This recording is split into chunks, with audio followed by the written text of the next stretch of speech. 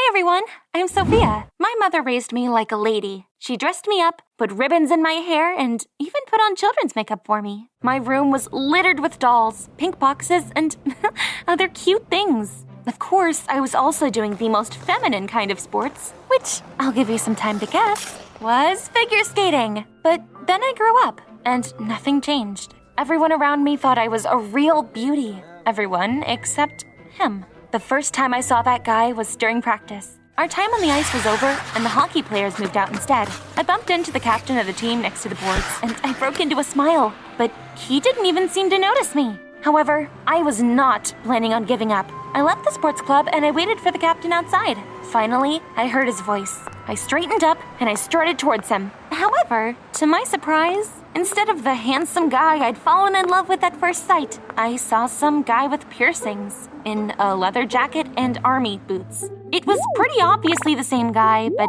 he looked strange. I decided I would come and greet him anyway. Hello, I'm Sophia. I'm a figure skater here. Out of the way, Barbie. That was rude. He hadn't even looked at me. And I'll be honest, that hurt my self-esteem. I was walking home and imagining that insolent guy begging me for a date, only for me to jump into a convertible and drive away with somebody else. But obviously, nothing like that happened. We would see each other during practice, but that was it. He didn't even look in my direction. Such indifference really bothered me. I heard his friends call him Rick and moved into the attacking zone again, as they say in hockey. Rick, maybe you could teach me how to play hockey after practice? I'll wait for you. Oh, don't make me laugh. Hockey is nothing like your ice dancing, sweetheart. You could get hurt. Lucky for you, I don't scare easily. Unfortunate for you, I'm not crazy enough to be responsible for you. I felt terribly wronged, but I decided I would fight to the end. After all, I'd always had a thing for bad boys. I decided I would change up my style. My friend Sarah dyed my hair green, and I got a piercing. After that, we went shopping and bought new clothes that I would never have looked at before. But now, I had dark things made of leather with spikes in my wardrobe. When I put it all on, Sarah shouted, "Wow, you look so cool!" I was really hoping Rick would have the same reaction. After practice, I ambushed him at the door again. As soon as he walked out, I buried my face in my phone, pretending that I hadn't even noticed him. And it surprisingly worked. He came up to me all by himself. What are you doing here alone? I forgot my phone in the locker room, so I had to go back for it. Oh, well, I see you changed your look. If you want my opinion on it, I think it suits you better. I just nodded. My coldness was really piquing Rick's interest, and when he decided we'd go for a walk, I was about ready to jump with joy. But that definitely would have ruined everything, so I just smiled and gave Rick my heavy bag of skates. And he turned out to be really cool. We chatted about everything, and then Rick walked me home. I was so excited that I even forgot about my appearance, and I let my mom see me like that. What have you done to yourself? I felt a little uneasy. While chasing Rick, I hadn't thought at all about what my mom would say. I was so sure I was gonna get scolded, but Mom suddenly changed her tone. No, don't answer that. You're already a grown-up. I shouldn't try to force you to do anything. I definitely had not expected that from my mom. And of course, it made me really happy. I went into my room, looked in the mirror, and I laughed. In the pink kingdom around me, I looked like some evil witch who had seized a princess's castle. I went to bed, but I kept tossing and turning. I was tormented by my doubts. Had I really done everything right? Was it necessary? After all, I was gonna have to give up a lot of my favorite things to keep looking like this. But the next day, Rick distracted me from all my sad thoughts. Just imagine, he asked me out again, and again, and again, and again. That's how he became my boyfriend. The more time we spent together, the more I loved his style and despised my older one. The room I used to love so much suddenly began to annoy me. I repainted the walls gray and I hid all of my stuffed toys in the closet. Soon enough, though, my classmates began to annoy me as well. At school, they were seriously arguing about whether it was better to wear a red hat with a trench coat or just a regular coat. Not that long ago, I probably would have joined in on the heated discussion, but now it just seemed stupid, pointless even. I got tired of listening to the nonsense, and I said, I don't know about a red hat for any of you. They'd only look good on people with actual brain matter. After that, my classmates stopped inviting me to hang out with them. But I wasn't upset. I socialized enough on the ice talking to Sarah and Rick. But one day, my best friend also caught the pink disease that I myself used to be afflicted with. Sarah suddenly began to upload videos of herself cuddling with teddy bears and lip-syncing to whiny songs on TikTok. It seemed like everyone around me had horrible taste, and I started talking less and less with Sarah. And by the end, we would only greet each other every day. Instead, I devoted all my time to Rick and to figure skating. But one day, I caught myself thinking that I was tired of that too. What infuriated me the most were the short dresses with rhinestones the coach made us wear. I suggested that maybe we should be allowed to skate without them, at least during rehearsals. But she refused. So that evening, I complained to Rick about it, and suddenly he suggested, If you like being on the ice but can't stand those girly outfits, come to our side. Play some hockey. "Oh, I think I should try that. Will you help me?" Are you serious? I was joking. Hockey is a really tough game, even for someone as brave as you are. Well, that sounded like a challenge, and that was something I knew how to accept. Eventually, I convinced Rick to teach me. It turned out to be really hard. The puck was so tiny, I kept losing sight of it. The first training session was really hard on me. I fell and I hurt my knee. But Rick supported me so much that I decided I wasn't going to give up after that, and I tried again. After a few more practices, I fell in love with the sport. I quit figure skating altogether and I enrolled in the hockey section, hoping that I would be able to practice with Rick. But it turned out there was a separate girls' team, and its members were so huge. I could easily mistake them for boys when they wore uniforms. Compared to them, I was Thumbelina. But soon, I got used to it. Those girls taught me so much. And now, I handled the puck no worse than them. I came back home from one of the practices feeling especially happy. After all, I had just been officially accepted onto the team. I was about to find my mom so I could share my joy with her, but she was not in the mood. Sophie, my boss moved into the house next door, and he saw you and was shocked. Don't embarrass me again. Take that piece of iron out of your lip and dress like a normal girl again. No way! You were fine with everything until that guy showed up. I'm not gonna pretend to be some kind of doll for him. You used to be such a beauty. Sit down. I'll make you look like a person again. That's enough! I jumped so abruptly that I accidentally knocked the dressing table over. Mom started to pick up the makeup, and I ran to my room. But that was just the beginning. The next morning, Mom took all of my new clothes and only left an old dress in the closet. I had to go to school in clothes that hadn't been through the laundry yet. And when I got home, I saw a woman I didn't know in our living room. This is Monica. She's a stylist. I hired her to choose nice clothes for you. Oh, this is going too far. I couldn't help myself. Just what are you trying to achieve? Do you want me to run away from home? 'Cause I will! I rushed into my room, took out my suitcase, and I started packing. That finally did the trick. My mom got so scared that she hurried to say goodbye to the stylist and came to make up with me. But that didn't end well, and we argued even more. I grabbed my laptop and ran out into the yard, away from my mom. I had already started playing my favorite game to calm down when the new neighbors suddenly called me over from the fence. Girl, I have a suggestion for you. How about you come clean my house for 10 an hour? I thought I was dreaming. Why had he mistaken me for a cleaner? Clean it yourself. Why would you ask me that? But don't you clean at the Hiltons? Who told you that? The owner of the house did. You are from the cleaning service, right? Now it was clear. So, Mom was so ashamed of me, she'd even said I was a cleaner. I'd had enough. It was a good thing I'd already packed my things.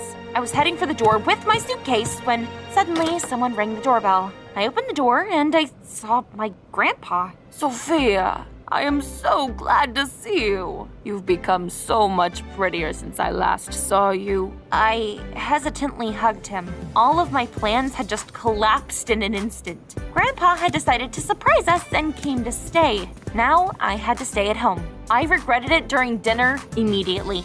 Mom suddenly started complaining to him about my appearance, and I was about to storm out when, to my surprise, Grandpa took my side. Mom's face was priceless. She clearly had not been expecting that turn. And Grandpa, he just kept supporting me. Of course, I asked him to come to the stadium and watch my very first hockey match. And the next day, as promised, Grandpa came to the game and took his place in the audience. It gave me so much confidence. As soon as the referee blew his whistle, I rushed towards the puck, pushing the competitors with my shoulders. But they were much stronger than me. I lost sight of the puck, and suddenly, it flew right into my jaw. The pain was so awful, I fell to my knees. And next to me was my tooth. I have no clue what happened after that. I woke up on a bench surrounded by a doctor, my grandpa, and Rick. They all looked really scared. As I remembered what had just happened, I burst into tears. But my grandpa cheered me up. We'll go to the dentist, and you'll be good as new. But things really weren't that simple. The doctor gave me a temporary crown, but its color was so different from my other teeth. I looked in the mirror, and I burst into tears again. Yeah, Mom would be furious. I asked Grandpa not to tell her anything. But that same evening, she burst into my room shouting, I knew your antics would end badly. Just look at yourself. First you dressed like a monster and now you come home without a tooth. Your coach told me everything. I stared at the floor and tried to mumble something, but I really had nothing to say. Hockey had turned out to be so much more dangerous than I'd expected. But Grandpa came running when he heard my mother yelling, What are you doing shouting at Sophia like that? You were no better in your youth. Mom suddenly turned red, and Grandpa took out an old photo of her. In it, Mom was sitting with a guitar in a strange outfit, wearing beads and colorful friendship bracelets. She looked like a hippie. I was shocked. Now, I didn't understand my mother even more. If she hadn't been a typical girly girl herself, why wouldn't she let me do whatever I wanted? But then Mom explained everything. Such changes cost me dearly. Because of how I looked, I was a laughingstock in college. My boyfriend dumped me, and no one wanted to hire me. I didn't want you to go through that either. I was trying to keep you safe. Mom, it's the 21st century. Nobody cares what other people look like. And certainly no one would look down on me just because of my clothes. There are a lot of people who look a lot weirder than I do out there. My mother and I talked about it for a long time, and we eventually made up. She promised she wouldn't torture me with dresses and makeup anymore, and perhaps over time, I would choose my old style again. And yet, I was wrong about one thing. I'd given up my favorite activity just because of the outfits. I'd even gone to a hockey club even though I really didn't like it. I decided I would go back to figure skating, and my mom, grandpa, and Rick all supported me. I started to go to practice again, wearing that stupid dress. But I endured, and one day, I could not stand it anymore, and I burst into tears when Rick met me after practice. There's a competition tomorrow, and if I have to perform in a completely pink outfit again... Don't worry, we're gonna figure something out. I know it. And Rick wasn't lying. However, he came up with such a crazy plan that I kind of thought he was joking at first. I finally found the courage, though, just a few minutes before my performance. I took off my tiny dress, put on my usual clothes, and, just as Rick had advised, moved out onto the ice looking just like that. The coach, the jury, the competitors, and the entire audience froze. But my mom, grandpa, and Rick were all loudly cheering me on. And that was the most important thing. I skated my program and I stared hopefully at the scoreboard. And my points tallied up to 155. I had won. Everyone burst into applause.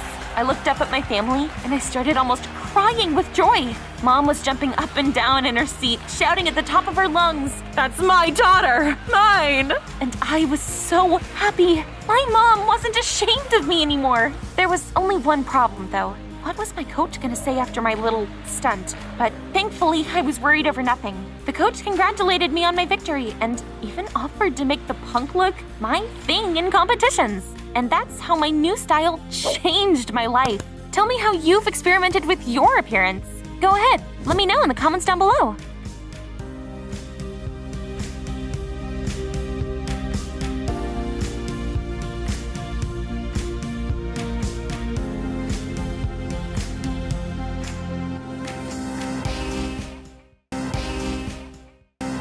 Hi everyone, I'm Kelly. I've always been an excellent student, but one day that almost came to an end. A new principal came to our school and said that some of us would get to try our hands at being teachers the following week.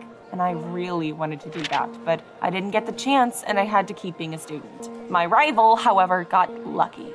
As soon as Sue pulled out the piece of paper with the word teacher on it, I realized I was finished. And I was right. Sue called me to the blackboard and asked me the most difficult questions that she could think of. This isn't fair. We haven't even studied this yet. You could really get any sort of question on the exam, so sit down. You're getting enough.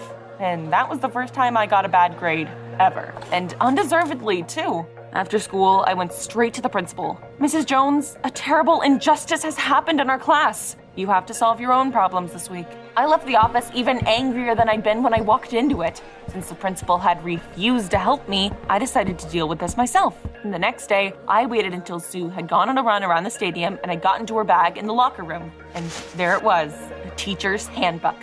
They'd been printed out by the teachers specifically for that week. So I decided to make my classmates' lesson unforgettable. And I put a text that I'd printed out in her bag instead of the handbook. During the next class, instead of giving us a lecture on modern literature, Sue read us a popular conspiracy theory that said J.K. Rowling didn't exist and Harry Potter had been created by professional writers from all over the world. The class was dying laughing and Sue could only blink in confusion. Pretty pleased with myself, I got ready to go home when all of a sudden we heard an announcement over the speaker. "Mrs. Stewart, please head to the principal's office." I rushed straight to Mrs. Jones's office. She must have finally decided to correct my mark. But the principal looked at me sternly and scolded me. "Kelly, I saw the footage. Why would you get into someone else's bag and steal their important documents?" My knees were shaking. It hadn't even occurred to me that someone else could have been watching me in the locker room. I just wanted to prank her a little.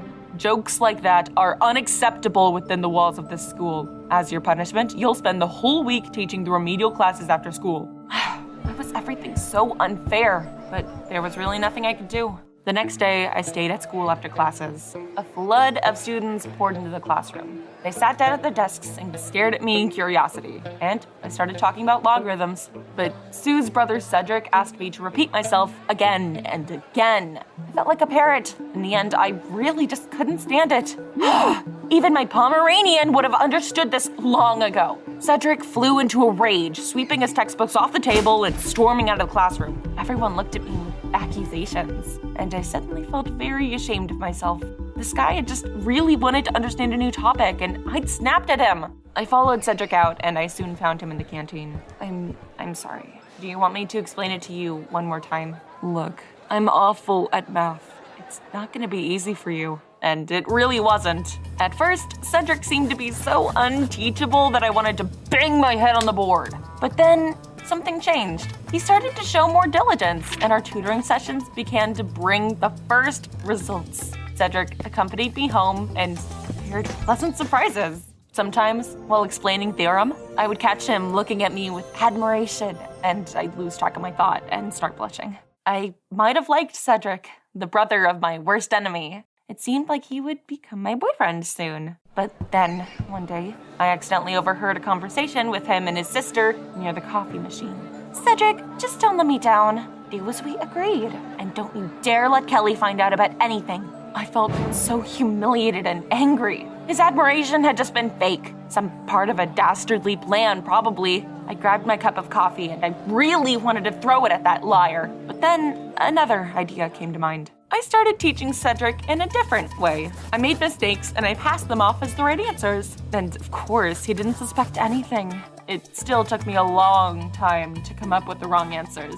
I also kept teaching the other students who were lagging behind. So by the end of the week, I could barely think straight.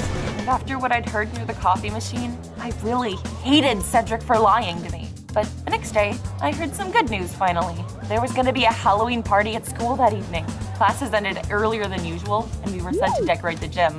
I grabbed the paper bats and I spent several hours hanging them from the ceiling.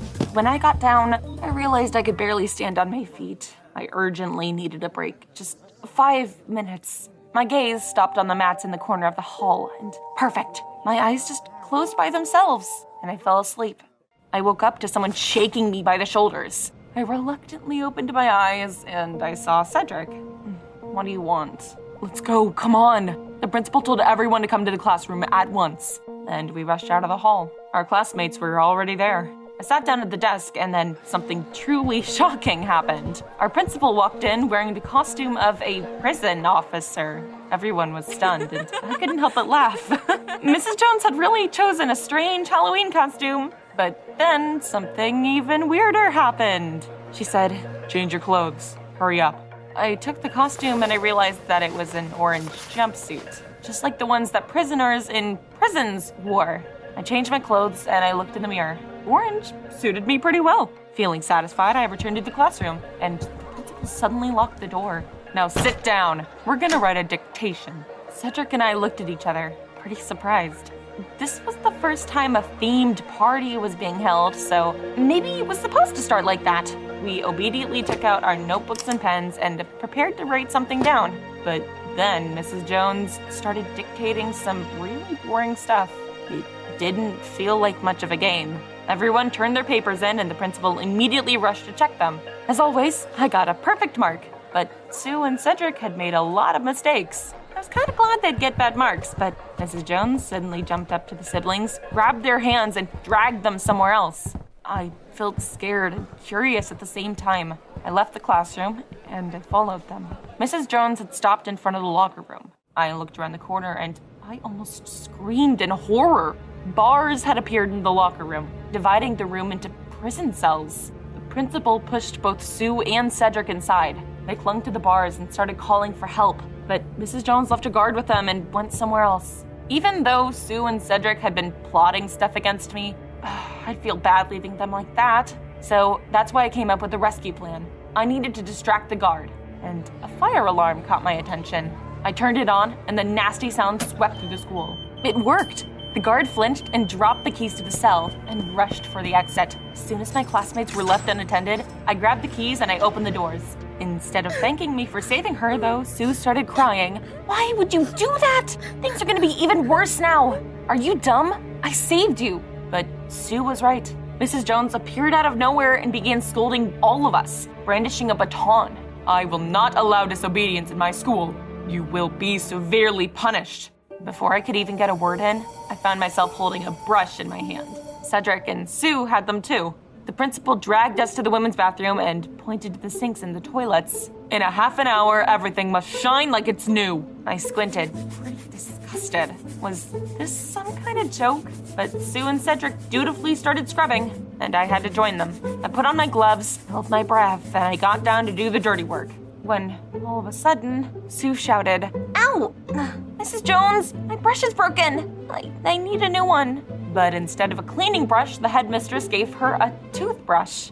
Sue burst into tears. I couldn't stand it any longer. You have no right to treat us like this. I'm gonna tell my parents everything. Oh, if only I kept quiet. Mrs. Jones called the guards on me. I was handcuffed and dragged somewhere else. I screamed with all my might and thrashed around trying to escape. The principal ordered them to sedate me. But then Cedric screamed, "Mom, that's enough. We won't do it anymore." I started choking on my tears, and I woke up. I was lying on the mats in the gym, and the handmade bats were hanging from the ceiling. It had just been a nightmare.